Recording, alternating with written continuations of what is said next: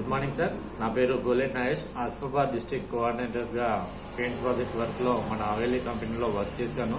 So work చేసిన సందర్భంలో నాకు రావాల్సినటువంటి టీఏ బిల్స్ కానీ అదేవిధంగా శాలరీస్ కానీ ఇన్ టైంలో క్రెడిట్ కాలేదు.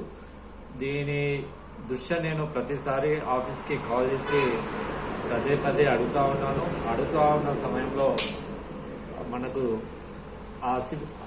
ఆసిఫాబాద్ నుండి జరిగినటువంటి పనులు ఏవైతే ఉన్నాయో దానికి సంబంధించినటువంటి వర్క్స్ అన్నీ కూడా డీటెయిల్స్ అప్రూవల్ కోసము ఎంబీఎస్ రికార్డ్ పర్పస్ కోసము అక్కడ జరుగుతున్నటువంటి విషయాలు అన్నీ కూడా ఆఫీస్కి తెలుసు. సో నేను అడిగేది ఏంటంటే, నేను 4 నెలలుగా వర్క్ చేసినటువంటి టైంలో నాకు టీఏ కానీ అదేవిధంగా శాలరీస్ కానీ సెప్టెంబర్ మంత్కి సంబంధించి ఈ రోజు వరకు ఇవ్వలేదు. సో నాకు రావాల్సినటువంటి టీఏ అదేవిధంగా శాలరీ పర్పస్లో నేను ఫిబ్రవరి 5 తారీఖు 2026 రోజున సార్ వాళ్ళు ఆఫీస్కి రమ్మనడం వల్ల నేను రావడం జరిగింది.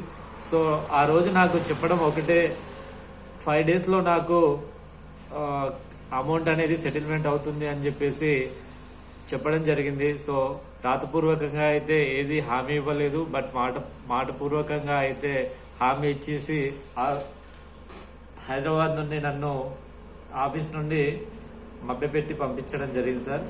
ఈరోజు నేను అడుగుతుంది ఒకటే సార్, నేను ఆఫీస్కి వచ్చి హైదరాబాద్కి వచ్చి ఈ రోజుకి అంటే ఈరోజు మార్చి 6వ తారీఖు, ఈ రోజుకి నెల రోజులు అయిపోయినప్పటికీ కూడా నాకు రావాల్సినటువంటి టీఏ బిల్స్ కానీ అదేవిధంగా నాకు రావాల్సినటువంటి సెప్టెంబర్ మంత్ శాలరీ కానీ క్రెడిట్ కాలేదు సార్.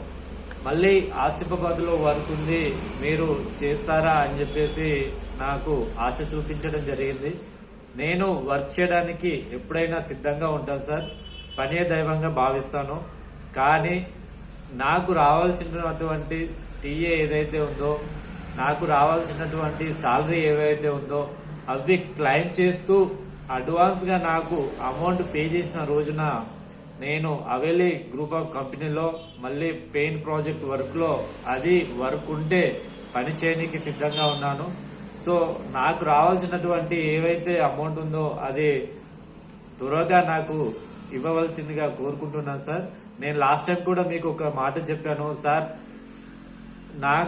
నా దగ్గర వర్క్ చేసినటువంటి ప్రతి ఎవిడెన్స్ ఉంది.